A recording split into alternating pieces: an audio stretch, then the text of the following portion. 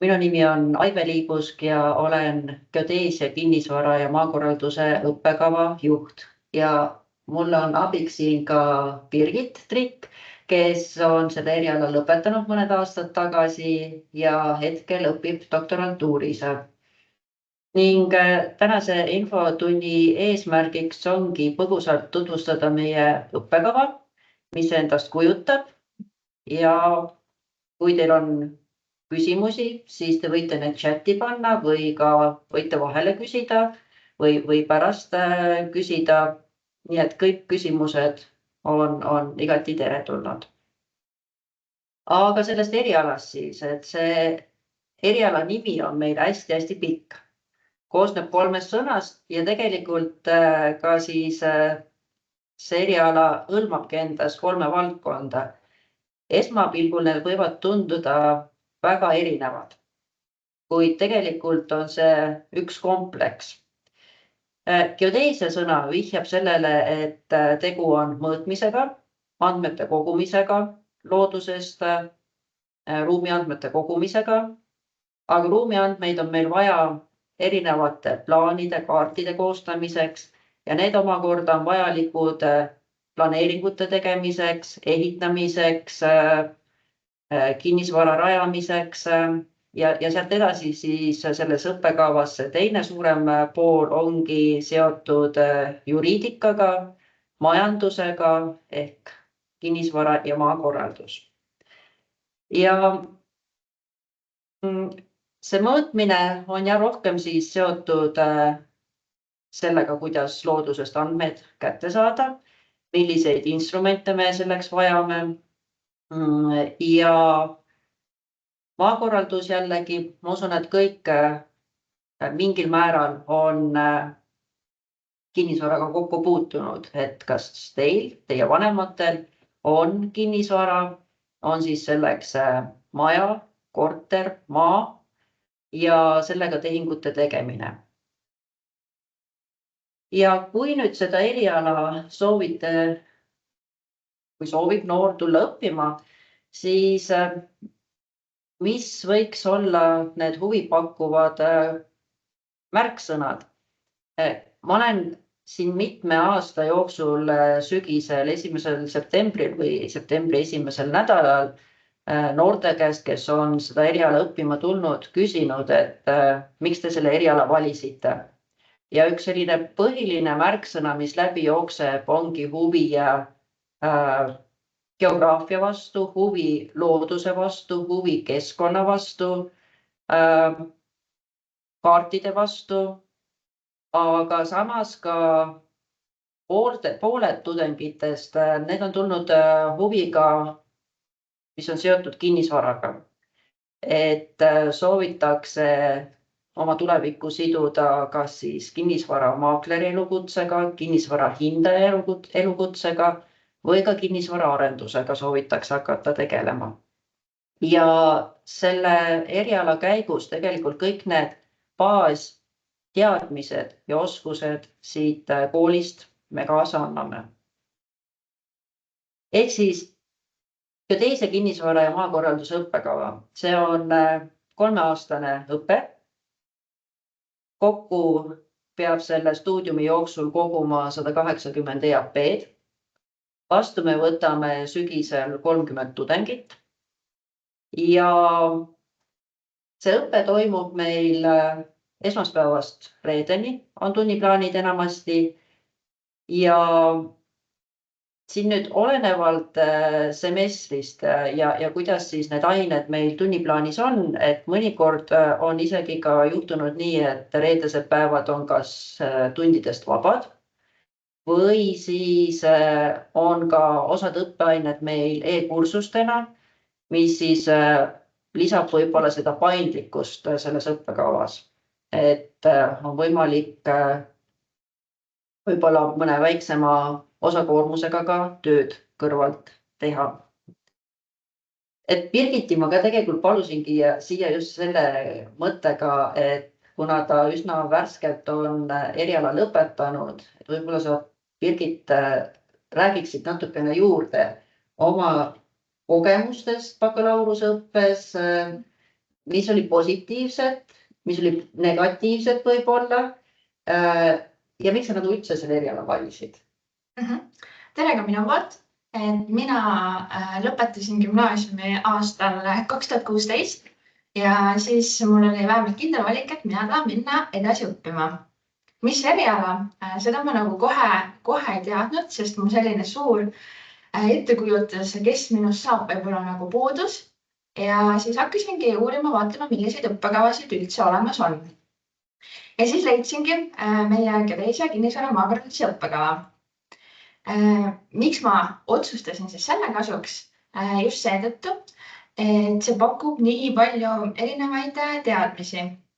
Ehk siis, nagu te juba kuulsite, siin on palju tehnilisi teadmisi, samuti majanduslikku tausta, õigusteadmisi. Ehk siis, kui mul esialgselt võib-olla oli natukene soov minna midagi majandusega seotud õppima, aga kuna kindel visioon puudus, siis mulle tunduski, et just see eriala on palju mõistlikum, et ma saan sellise laiema pildi ja siis mõelda, kas see majandus mulle meeldib või ma tahangi seda rohkem siduda hoopis kinnisvara ja maakorraldusega. Ja need 3 aastat läksid väga-väga kiiresti, et lausa lendasid.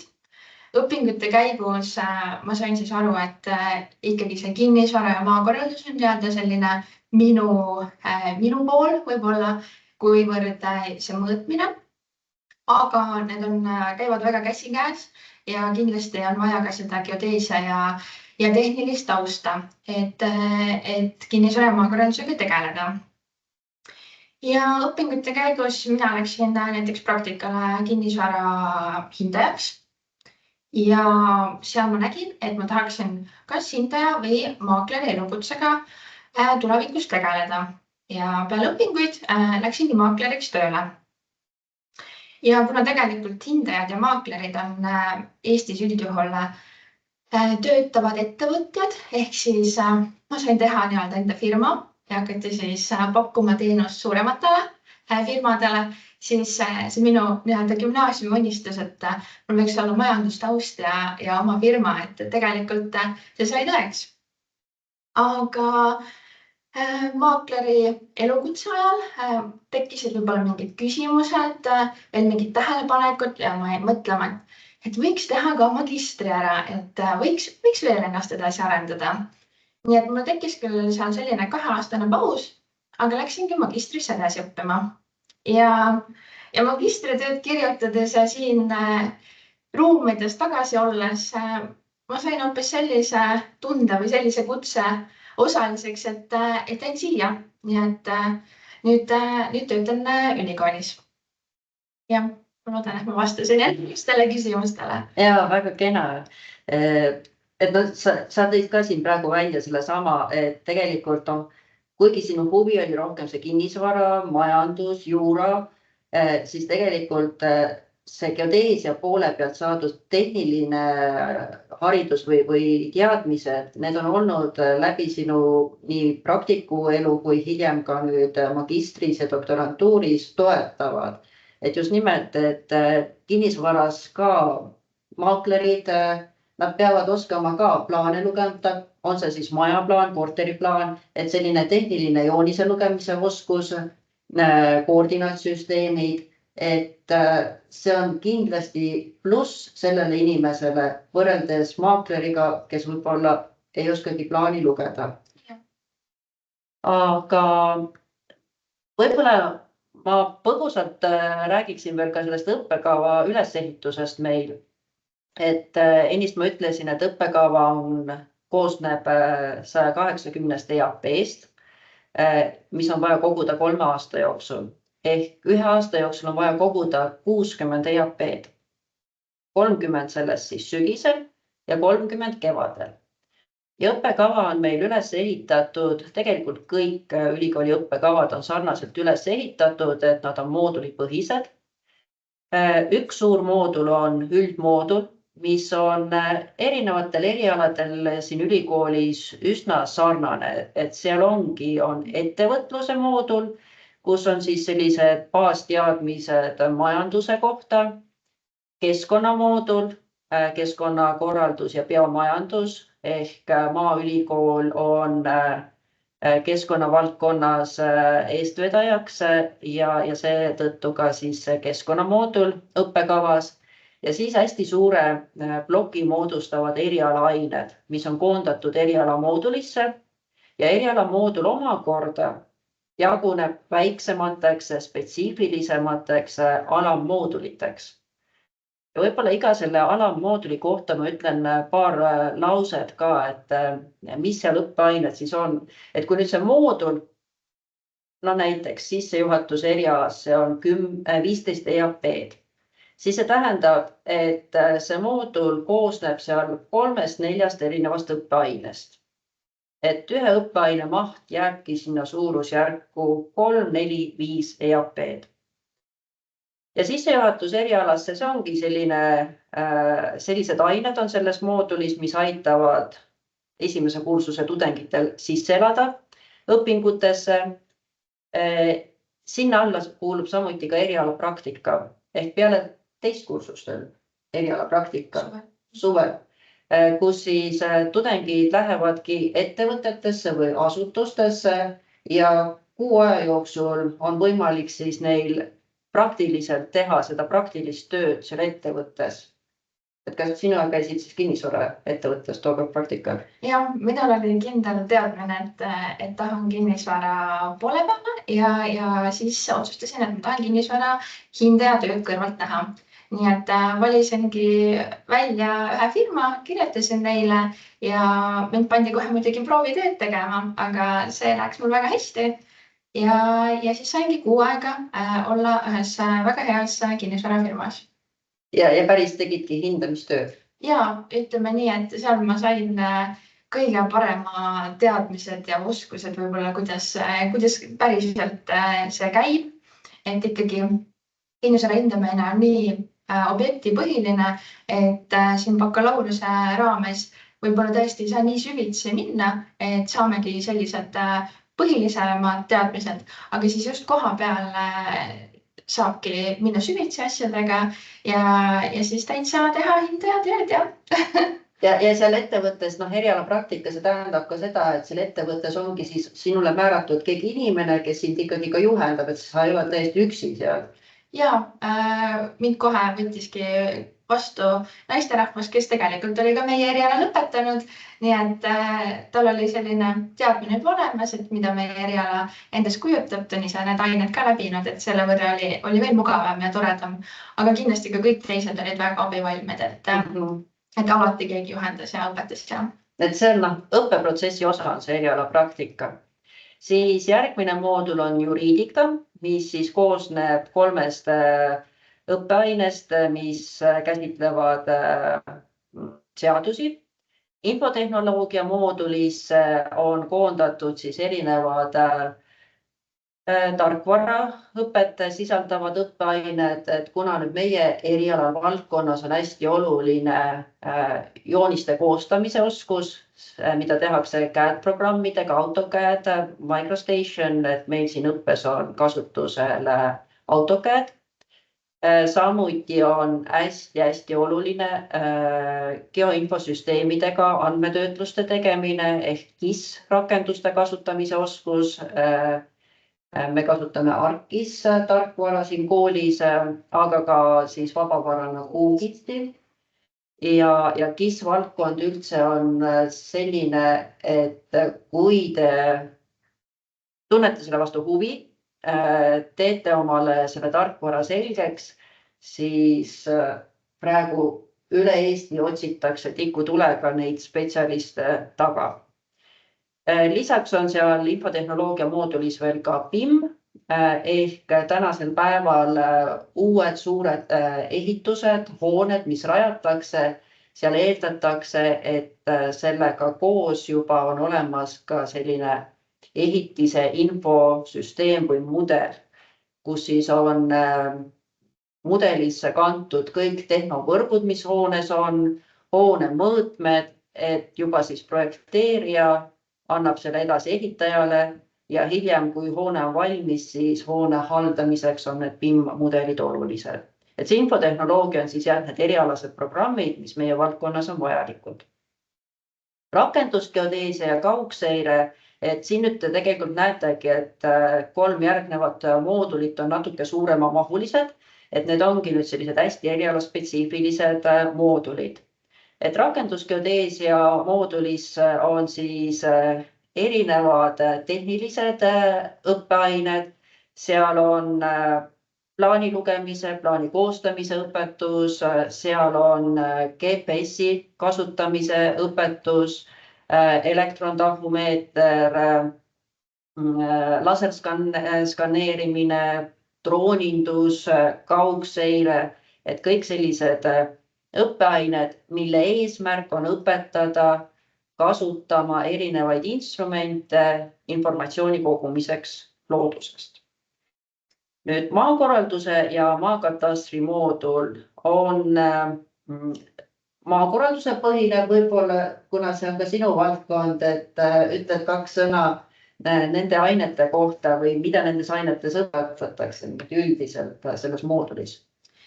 Ja kohe esimesel kursusel sügisel hakkab pihta maakorralduse põhikursus, kus siis saabki sellised alusteadmised maakorraldusest. Ütle ühe sõna, mis asi on maakorraldus? Tavainimesele, kui sa pead seletama, mis on maakorraldus? Maakorraldus on maad puudutavate toimingute kuidas siis öelda? Kompleksne käsitlemine. Ehk näiteks, kui ma tahan, mul on maaüksus, ma pärisin, vanaema pärandas mul 100 hektarit maad, on üks maatükk, ma tahan nüüd seda müüa, aga müüa osade kaupa, et näiteks 20 hektarilisteks kruntideks tahan selle jagada ja siis krundid maha müüa. Et kas see on ka siis maakorraldus? Ja, see on ka maakorraldus, et maakorraldus veel jaguneb omakorda erinevateks maatoiminguteks, on lihtsad maakorraldustoimingud, on raskemad maakorraldustoimingud, et see sisaldabki maatükkide ümberkruntimist, jagamist, maatükkide liitmist, et neid valikuid on palju ja siis seda õpitaksegi siin siis selle 3 aasta jooksul, et kuidas need protsessid välja näevad, kuidas need seaduslikult toimuvad, kuidas üldse piiri mõõdetakse, et kindlasti peavad olema piiripunktid ja nii edasi. Aga hästi palju ju me näeme, et arendatakse igal pool, ehitatakse uusarendused. Sellele arendusele ju eelnevad planeeringud, detailplaneeringud. Et kas see on ka maakorralduse üks osa? Ja, on küll, et kindlasti maakorraldust ei saa teha ilma kui ei oska lugeda planeeringuid, kui ei tea, kus need on kättesaadavad ja erinevate planeeringute ja kaardirakenduste kasutamine kindlasti väga oluline.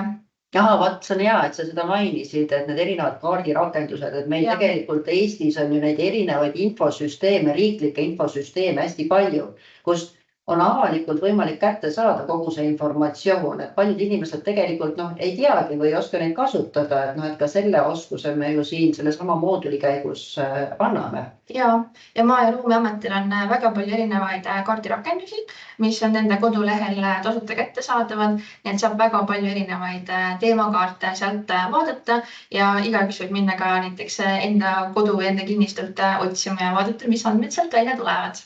Ja, väga vahva. Aga see kinnisvara korralduse ja hindamise moodul, mis sa selle kohta märksõnadeks võiksid ütelda?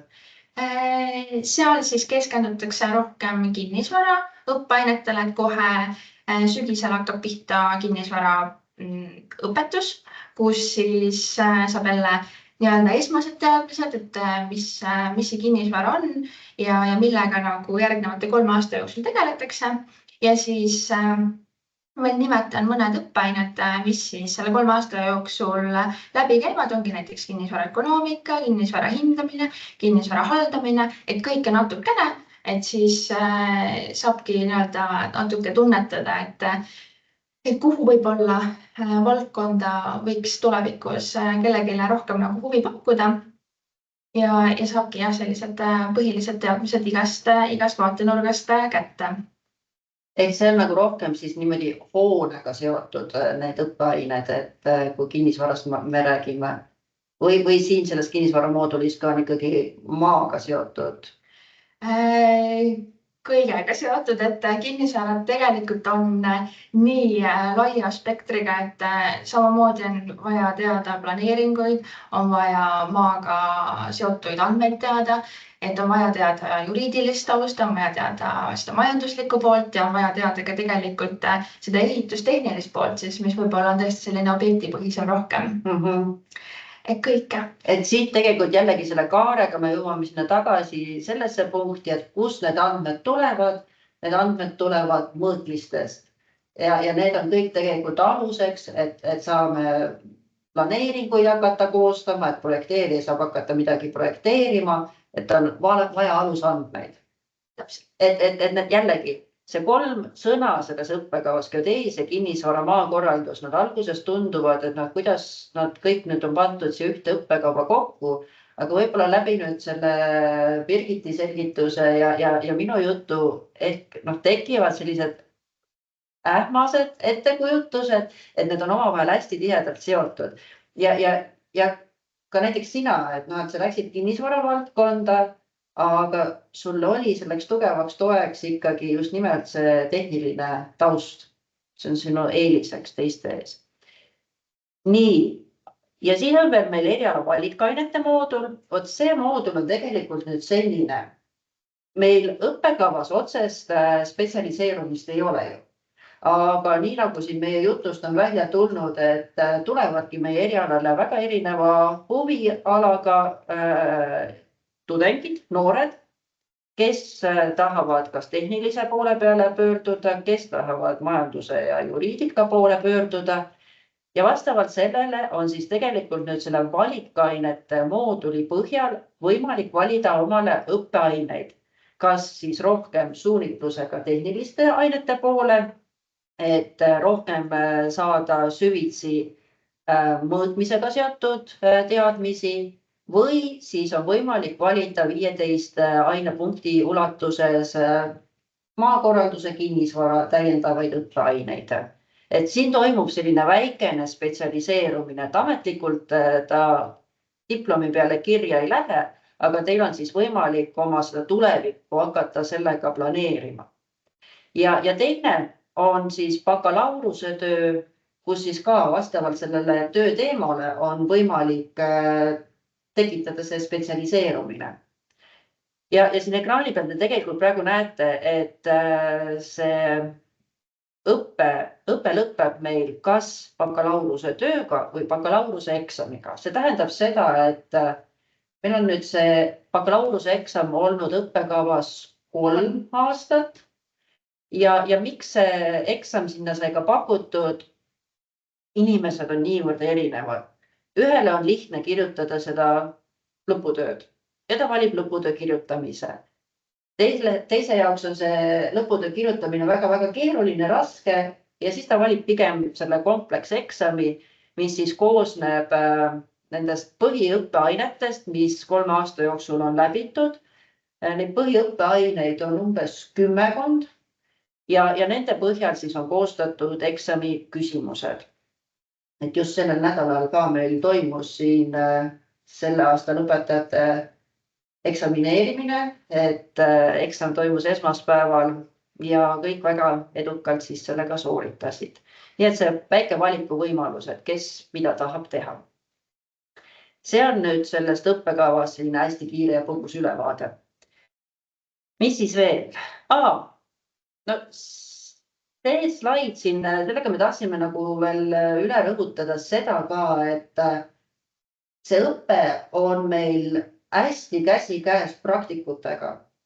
Me oleme väga paljudesse õppeainetesse kaasanud praktikuid, tegev kinnisvara hindajaid, tegev geodeed, juuravaldkonnast inimesi, et kes on oma ala tippspetsialistid Eestis, et me oleme neid kutsunud oma õppeainetes rääkima just nimelt sellest praktilisest poolest. Ja peaaegu kõikides erialaainetes vist ongi meil nii loengud kui praktilised ülesanded ja need praktilised ülesanded või praktilised tööd, laboratoorsed tööd, need ongi nii käed külge tööd, et kus siis reaalselt mingi asi tuleb läbi teha, et need teadmised, mis on loengutes saadud, kinnistada. Need on siis need tarkvaraõppega seotud praktikumid või instrumentidega seotud praktikumid. Ja samuti me käime ju ekskursioonidel. Meil on väga hea koostöö Maa- ja Ruumiametiga, kus nad meid iga sügis kutsuvad kaasa ka välitöödele, kus näha siis reaalselt, kuidas toimub väljas töö. Me käime ka Maa- ja Ruumiametis Tallinnas ekskursioonid, et tutvustada nende töid ja tegemisi, sest Maa- ja Ruumiamet tegelikult ongi selline üks hästi-hästi suur asutus, kus paljud meie eriala lõpetajad tööd leiavad.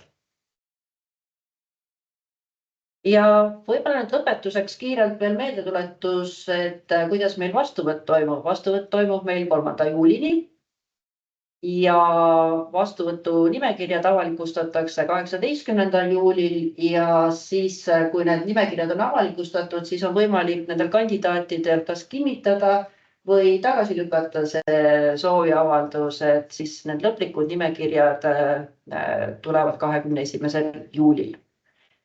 Ja mida on vaja meie erialale kandideerimisel? Teil on vaja eesti keele riigieksam sooritada või juba nüüd peab olema sooritatud, kitsas matemaatika ja siis gümnaasiumi keskmine lõpuhinne.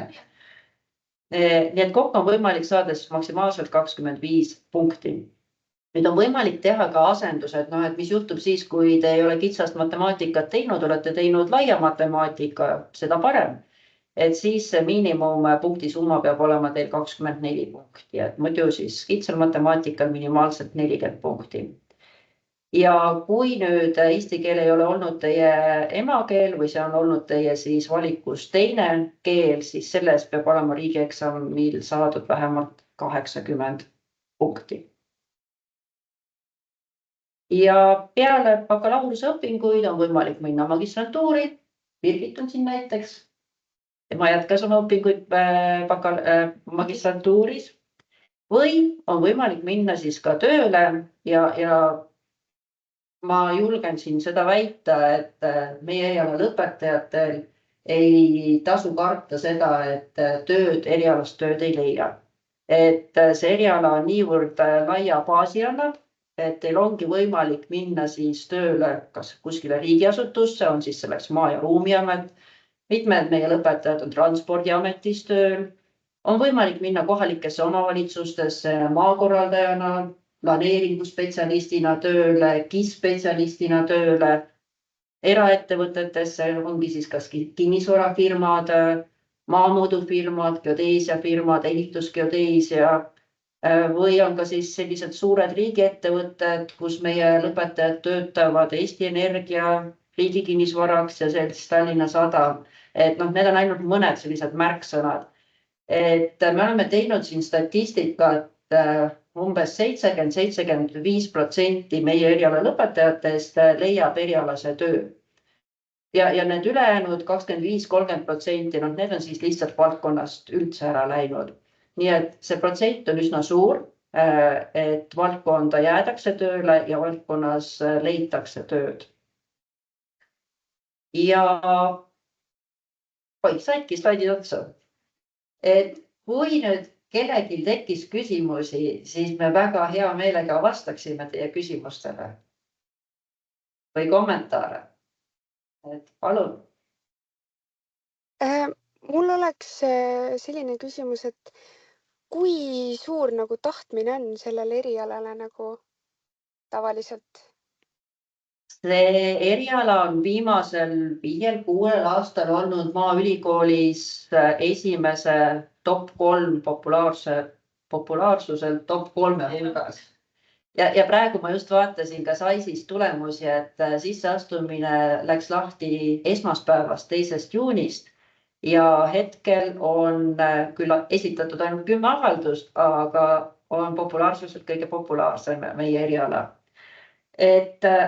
Aga see nüüd tegelikult otseselt ei näita ka midagi, sest te teate ju, et teil on võimalik esitada väga paljudesse ülikoolidesse dokumendid ja võib-olla see statistiline number, mis seal saisis jookseb, populaarsuse number, et see on kuidagi selline natukene petlik, sest seal ongi ju kandidaadid, kes on võib-olla 5, 6, 8 kohta esitanud paberid. Aga sellele vaatamata, et tegelikult populaarne see erial on, konkurss on suur, aga kellel on ikka tõsine huvi, siis suure tõenäosusega see inimene ka õppima jõuab. Okei, aitäh.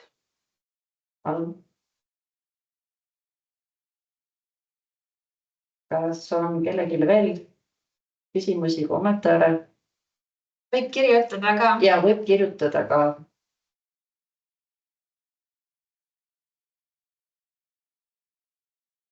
Aga kui ei ole küsimusi, siis ka see emaili aadress, mida te ekraanil näete, et võib ka sinna kirjutada ja loodame, et kohtume sügisel. Kõike head teile!